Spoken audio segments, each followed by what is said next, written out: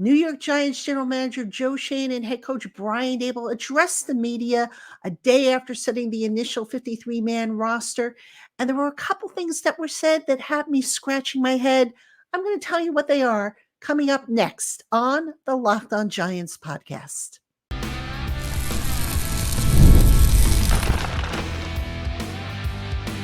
You are Locked On Giants, your daily New York Giants podcast.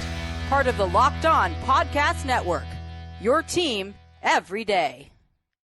This episode of the Locked On Giants podcast is brought to you by Game Time. Download the Game Time app, create an account, and use the promo code New York LOCKEDON Giants NFL general for $20 manager off Joe your first Schoen and head purchase. coach Brian Terms Daboll apply. offered a temp. Hello, New York Giant fans, and welcome to another edition of the Locked On Giants podcast, part of the Locked On Podcast family, your team every day. My name is Patricia Traina. I'm your host, credentialed member of the New York Giants media for both Locked On as well as for New York Giants on SI, which is where you can find my written work. And of course, as always, welcome on into my Blue Crew community members, my everydayers, my newcomers, and everybody in between. Thank you so much for making the Locked On Giants podcast part of your day. We appreciate you. And if you're watching on YouTube, please consider subscribing to the channel. Click the little notification bell so that you are notified every time I post a new video. And if you wouldn't mind, like the video. It all helps in the long run. And if you're listening on our audio platforms, please consider giving us a 5-star review. It all helps at the end of the day and is appreciated. And on today's Locked On Giants podcast, we heard from head coach Brian Daboll and general manager Joe Schoen. They did a joint press conference on Wednesday, and there were some interesting things about, to come from that that I want to talk about. Basically, the conference was conducted given that the 53-man roster, which we talked about on yesterday's show, is set. They set up the practice squad, but just some things that I want to talk about, some key takeaways. And we'll talk about that in the first segment. Then in segment 2, the Giants were awarded defensive back Anthony Johnson Jr. from the Green Bay Packers. So I have Peter Bukowski, who is host of the Locked On Packers podcast. He's going to come on and tell us what we need to know about the Giants' newest member. And then finally, we will end the show with a pre-recorded interview that I did the other day with Mike Sando of The Athletic for his annual quarterback rankings that he did. It's a feature that he does every year for The Athletic. So that is our agenda for today. Again, welcome on in. Let's get into what Joe Schoen had to say. Now, I went through the transcript after hearing the audio and just watching, the whole thing. And there were a few things that had me scratching my head. And look, I want to start off by saying that obviously Joe Schoen and his staff, they do, they spend a whole lot more time than I ever can afford on personnel and scouting and all that stuff. But that being said, I also was at the practices this summer. I was at the preseason games. I kind of saw how things were shaping up. And I also remember what was said back in the spring during Hard Knocks and all that stuff. So here's what I'm talking about. The Giants put in one waiver claim, and they were awarded Anthony Johnson Jr. from the Green Bay Packers. So we're going to hear about from Peter Bukowski in the next segment. Johnson's a safety. Now, here's the thing, folks. I don't know about you, but I kind of thought the Giants would go heavy on cornerbacks because, they have Cordell Flott, who's coming off of an injury, hasn't really practiced the last several weeks. Nick McLeod is the guy that, ultimately is going to compete with him or has been competing for that CB2 job. McLeod has been up and down. I'm not sure they have depth on the outside right now that I feel comfortable with, but that's just me. Coaches might feel differently. That said, go back to the spring to Hard Knocks. Joe Schoen expressed worried about the cornerback position because there was a scene where I believe they were at the combine and they were talking about Brian Burns and Shane joked, yeah, and then maybe I'll play corner. And then, what do the Giants do? They go and they draft Andrew Phillips, who is a slot cornerback.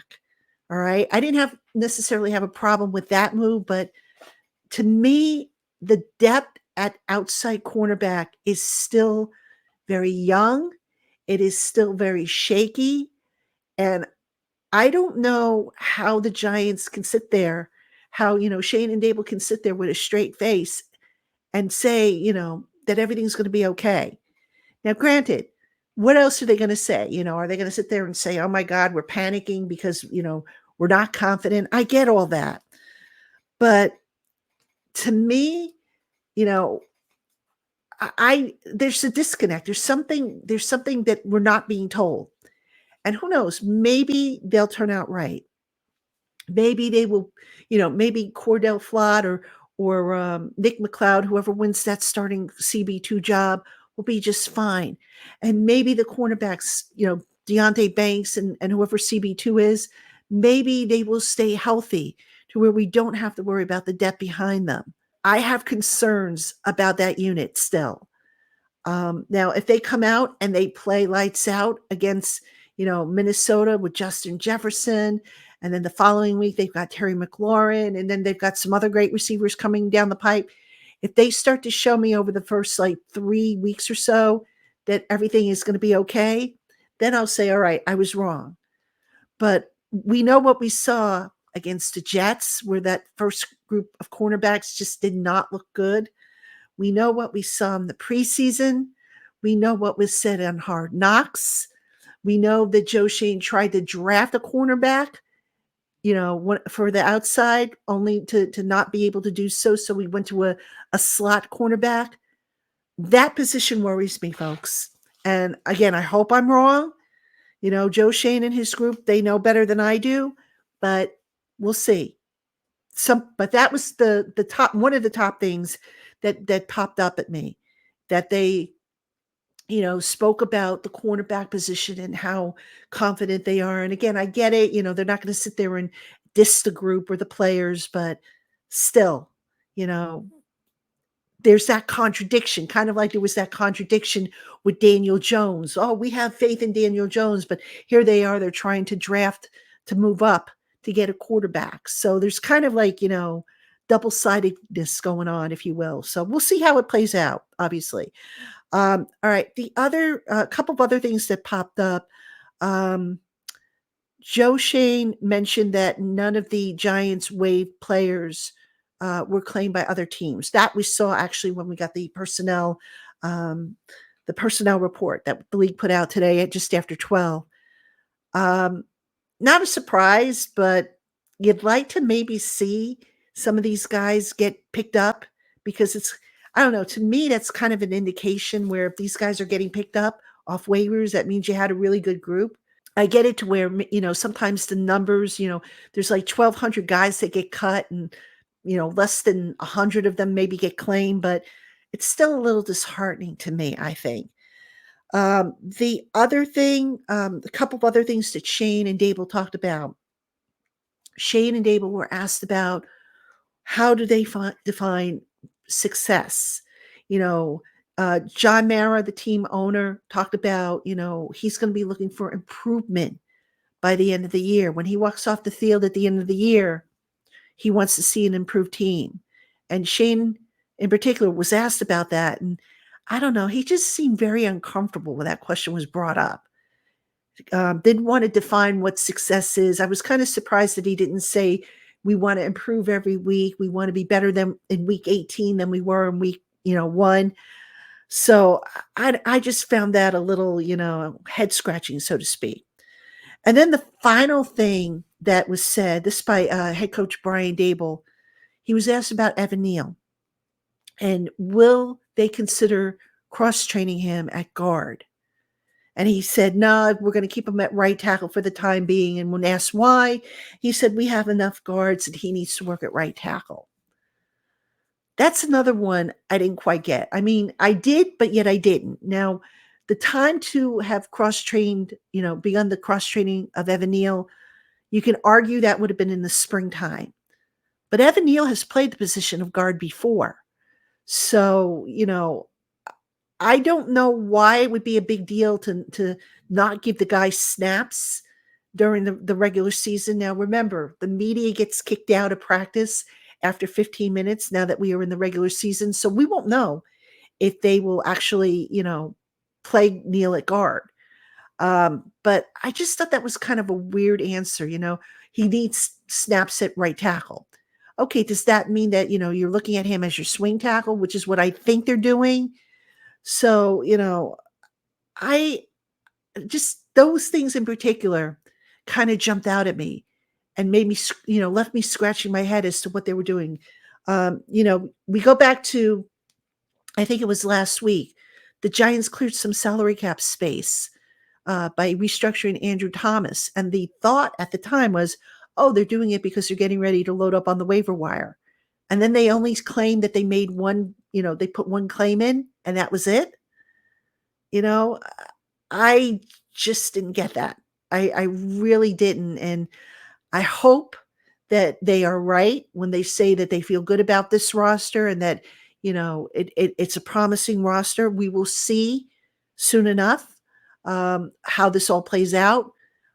I'm keeping the faith. I don't want to be totally pessimistic, but these are just things that just, I got to see because when I hear two sides of the story, so to speak, and they contradict each other, that puts my antenna up. So we'll see if they are able to make it happen. And fingers crossed, because as I've said so many times before, I want to cover a winning team this year. So I'm going to put my faith in these guys, in Schoen and Daboll, because like I said, they do this a lot, every day, 7 days a week, 24/7. I don't do it 24/7. I do it, a lot, but not as much as they do. I don't have the resources that they have. I'm not inside the building. So I will trust in what they are doing and hope for the best so that I can bring you positive reports the day after games.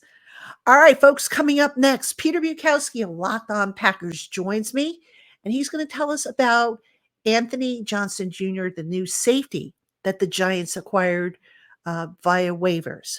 Don't go anywhere.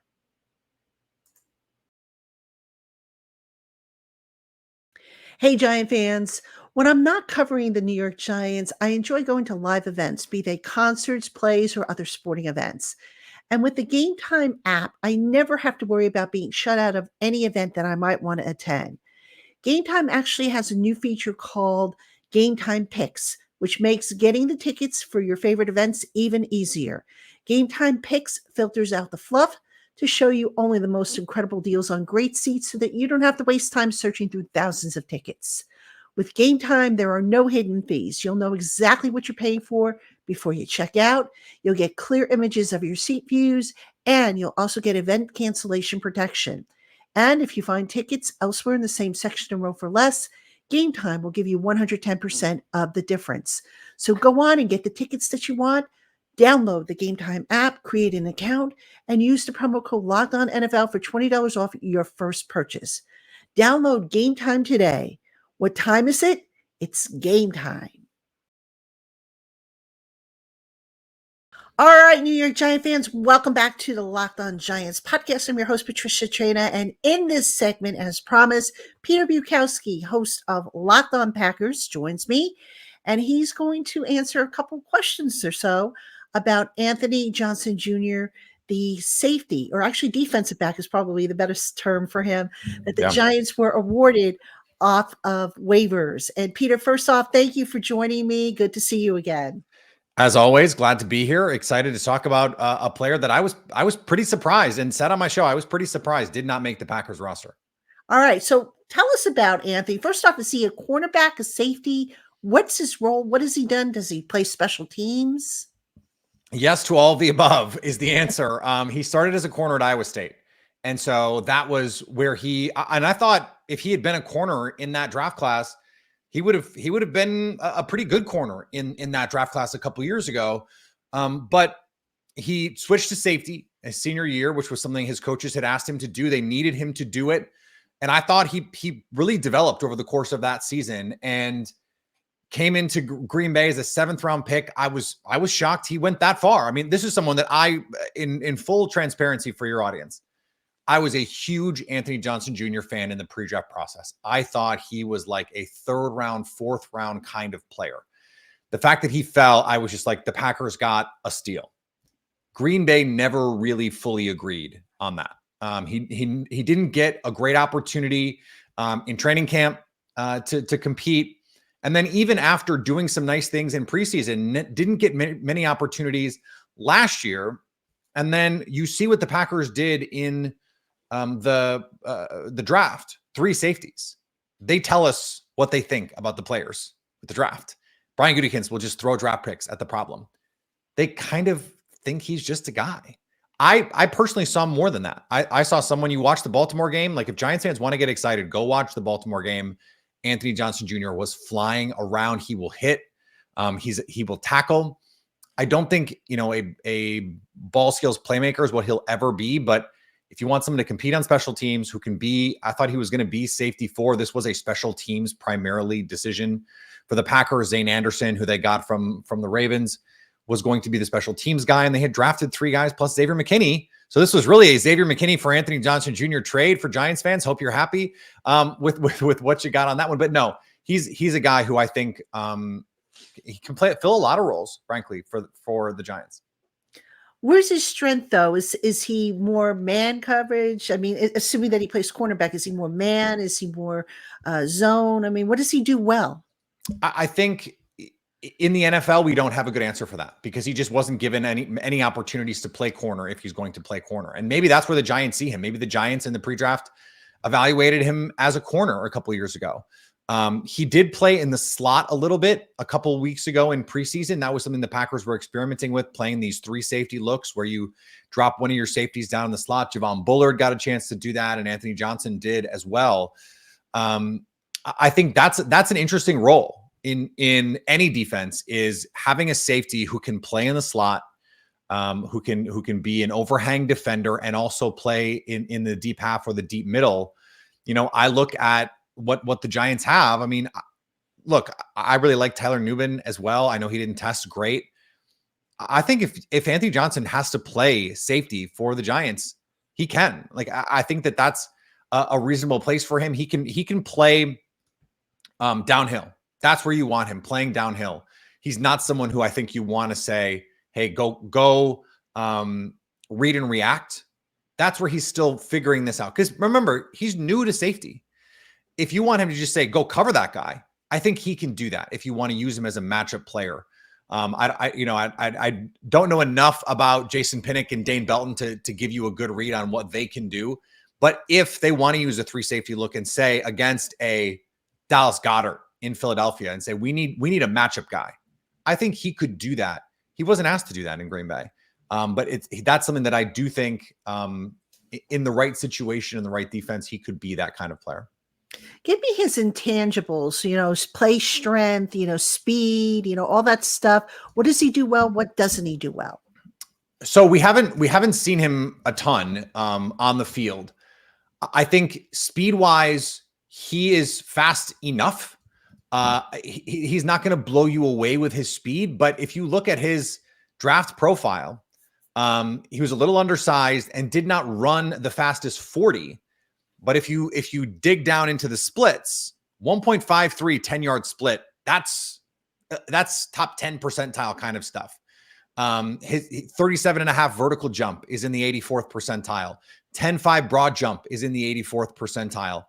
It's the change of direction stuff. That's why he's a safety, not a corner. He, 48th percentile in the shuttle, 55th percentile in the 3 cone. You're not a corner at 5'11", 205 then. You're a safety, and that's fine. But so that's what I mean, playing downhill when he can use that straight line explosiveness. Hey, let's just play in this 15-yard box. Not that he's a box safety, but I just mean being able to come up and fill as a run defender, or being able to play as a zone defender, reading and reacting and coming downhill to drive on the ball or drive on a ball carrier. That's where I think he makes his best plays. We saw that again against Baltimore, and there were times we saw him in the preseason where he's ranging from deep middle to a half to make a play, or deep half to make a play to the sidelines. He certainly has the speed. I mean, he's a 4-5 guy. It's not like he's a slow player. But that's where the instincts he's still figuring that part of the game out. Again, this will be his third year as a safety. He's only played 2 years as a safety. So it's going to be a bit of a work in progress. The Giants needed that depth help. And so I'm anxious to see, I'm excited to see what he can do, this opportunity in Shane Bowen's defense, what they're going to do to deploy him if they get that opportunity. You mentioned that it might have been a numbers thing with the special teams and whatnot, but you also have mentioned that he really didn't get much of an opportunity, that they basically kept drafting over him. Is it because of the lack of experience, or do you think there was something else in his game, or, what do you think was going on there? Yeah, that's hard to know for sure, right? Because when you don't get to see it every day in practice, you don't really know. I mean, and I don't mean not because I didn't get to watch him, because he didn't get the opportunities in practice very often. The Packers cycled through a lot of safeties last year, and he didn't really get a real opportunity. And I can't make sense of why, to be honest with you, Patricia. So, it was just that 1 year really that he got his shot, and that was it. And then the Packers went out. Remember too, they lose Darnell Savage. They let him walk out the door. Rudy Ford was another one of the safeties that they cycled through. They let him walk out the door. Jonathan Owens was another safety that they cycled through. They let him walk out the door. They brought in Xavier McKinney, and they drafted 3 players. And so I think that tells you, again, what they felt about him. They just didn't see him as a core part of their team. And he's the kind of guy who, if he does get claimed on waivers, you don't lose sleep about if you're the Packers from their perspective. Again, I liked him better than Green Bay. Clearly, I really liked him, and was frankly disappointed that he did not make the final roster. I think he's flat out a better player than Zane Anderson. If you needed one of those guys to play defense tomorrow, I would take Anthony Johnson Jr. 10 times out of 10. But Rich Bisaccia, the special teams coach in Green Bay, he's got a lot of say, got a lot of pull with Matt LaFleur. And so I think that was where that decision was made, even though he would have been, I think, frankly, safety 4. Part of that is Evan Williams and Javon Bullard. Like, we know this. Most rookies are bad. But Evan Williams and Javon Bullard walked right in and went, we can do this. And I think that contributed too. And the Packers could not have possibly known that, right? Like, if Evan Williams comes in or Javon Bullard come in and they look lost, if they look like they're swimming, then maybe Anthony Johnson Jr. is still on this team, because they would need someone to fill that safety role. They didn't. And so that's why they allowed him to, pursue other opportunities. And he got one. Peter, final question for you about Anthony Johnson Jr. You mentioned that he's still trying to kind of figure things out at safety. Yeah.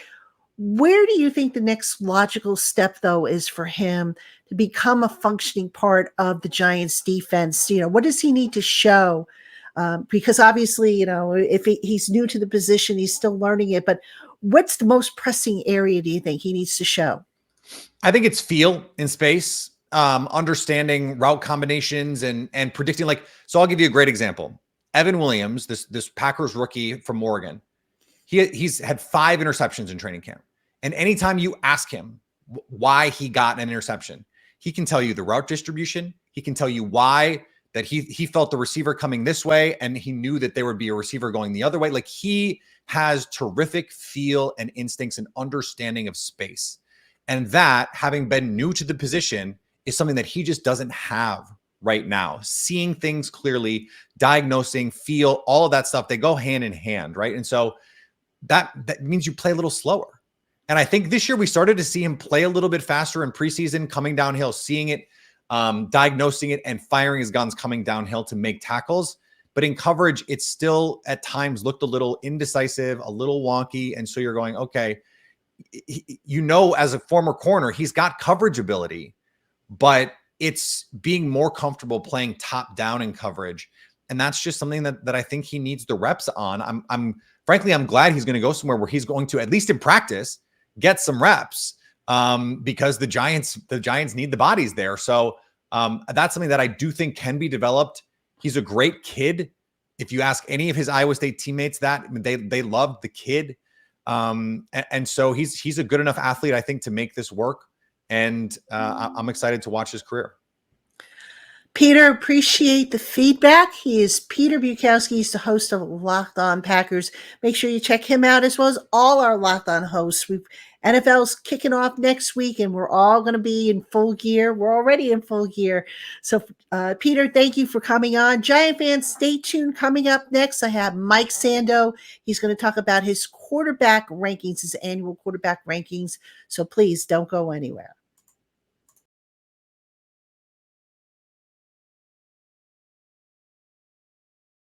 All right, Giant fans, welcome back to the Locked On Giants podcast. I'm your host, Patricia Traina.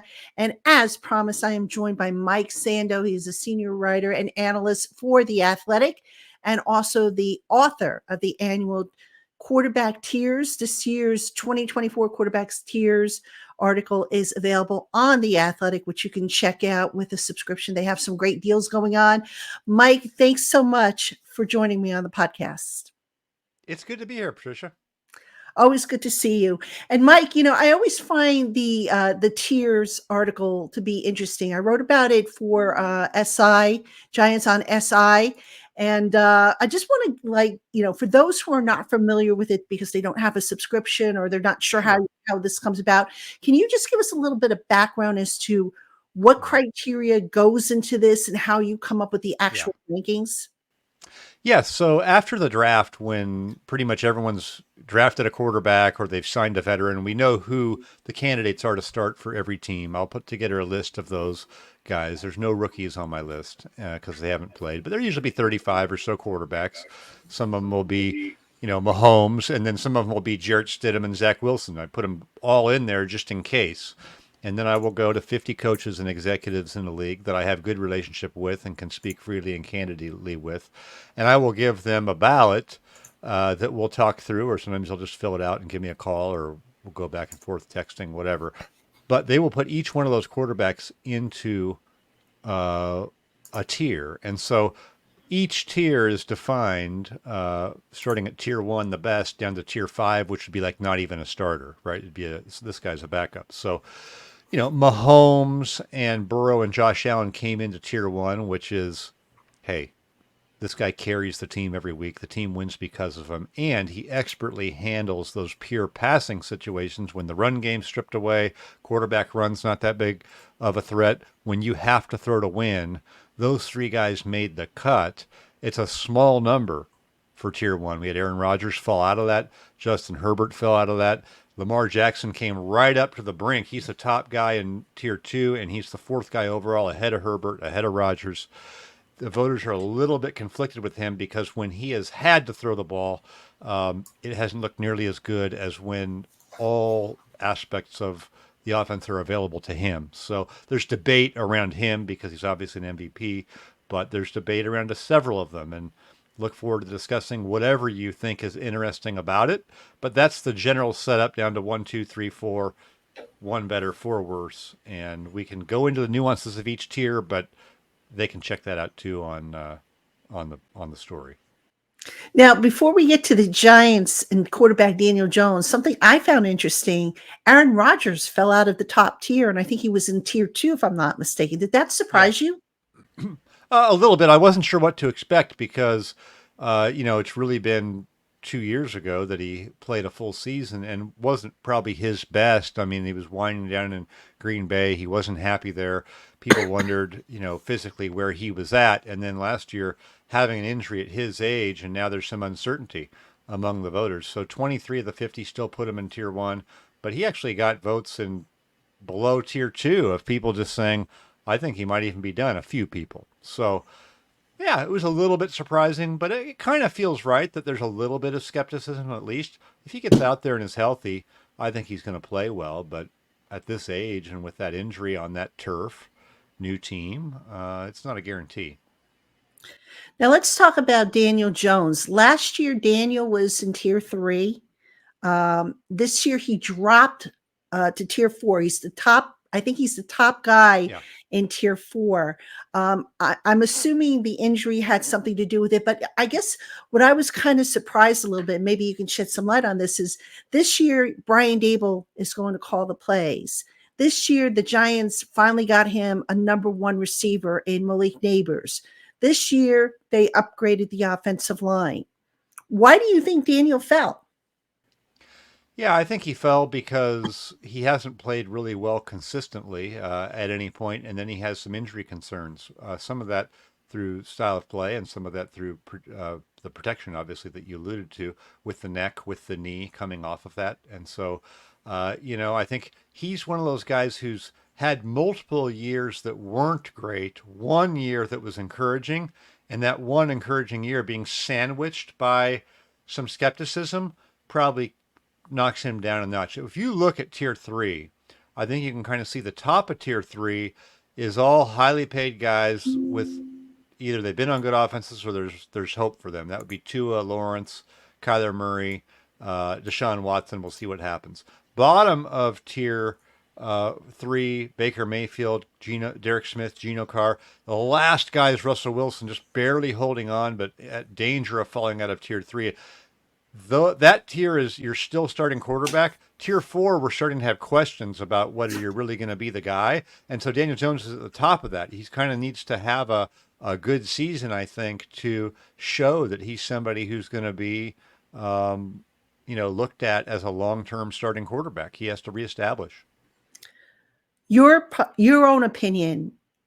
What do the Giants have in Daniel Jones? And the fact that we're asking this, as he goes into year 6 is kind of alarming. But when you look at him objectively, what do they have in him? I think they have somebody who's athletic, so at least he does have the ability to move. He's not a sitting duck in there, and that gives him some upside. But I don't think the passing is or the decision making is special or elite, right? You wouldn't necessarily see a super high upside where you're like, oh my gosh, he's been excellent at this. Other than he is athletic and can run, but that's not enough if you don't have the rest of the package. Now, I do think that he is talented enough that if it's good around him, that he can be a tier 3 guy. I do believe that. And I think when you look across tier 2 and tier 3, there's a lot of guys who've been in different situations. I mean, I think Jared Goff is the best example of that, who's looked terrible or he's looked great with extreme changes in what's around him. So if we were to take Daniel Jones and put him in an ideal situation, I think that he could be probably a starting quarterback, solid starting quarterback. But he doesn't have that. Even if they've gotten better this offseason, how close are they to it being an ideal situation? Is he good enough to overcome an average or okay situation? And I don't think that we've necessarily seen that, right? If they're just fine around him, what do you think the team wins 8 or 9 games? That would be my guess. Yeah, that sounds about what I would have them at. But again, I want to point to Brian Daboll. Now, obviously, Daboll's not a miracle worker, but he does have the reputation of being a quarterback whisperer. He turned Josh Allen into the quarterback that he kind of is today. I mean, how much do you think Daboll taking over the play calling and being more directly involved with Jones in that offense, how much do you think that's going to help the situation and to get more out of Jones than maybe what we've seen on a consistent basis? Well, it's going to make the situation clear because the buck's going to stop with Brian Daboll, and we're not going to have any of that. Hey, if it's frustrating, I'm not calling the plays, that sort of a thing. So I think the accountability definitely goes more directly to the head coach. And in a situation where it's a little bit of an all hands on deck season, I think that's probably it may be the way that it needs to be. We see some of these places. I feel like Trevor Lawrence. Even if they have a good offensive coordinator, Doug Peterson at a certain point may just need to do it because they're all going to be evaluated at the end of the year, the head coach included.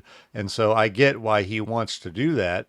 I think he did do a good job when he was in Buffalo. But Josh Allen is also a super talented player who's worked hard to improve his accuracy in other ways too. And it's not like Josh Allen just fell off and wasn't any good after Daboll left. So, the player ultimately is going to be the most influential determiner of the ceiling. And I don't know that Daniel Jones has that type of capability physically that a Josh Allen has to have that type of success, or expect Brian Daboll to be able to help create that level of success. I think you'd just be hoping for that there's competency and that you can win with him, as opposed to we're going to win because of him. Yeah, exactly. Now, worst case scenario, if Daniel Jones doesn't work out, they do have the escape catch in his contract. They can, get rid of him after this year because they will have paid out all the guaranteed money. Yeah.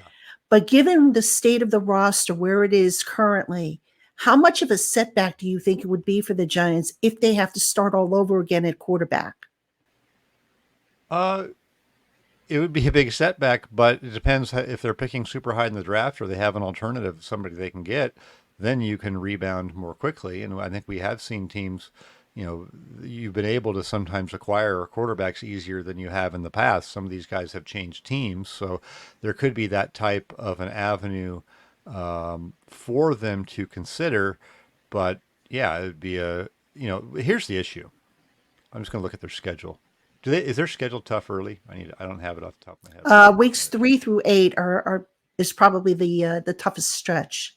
New York Giants. So I'm just pulling up New York Giants here. So here's the interesting part of yeah, I see that. Wow, they have some good defenses in there too. Cleveland's very good on defense. I think Seattle will be improved defensively.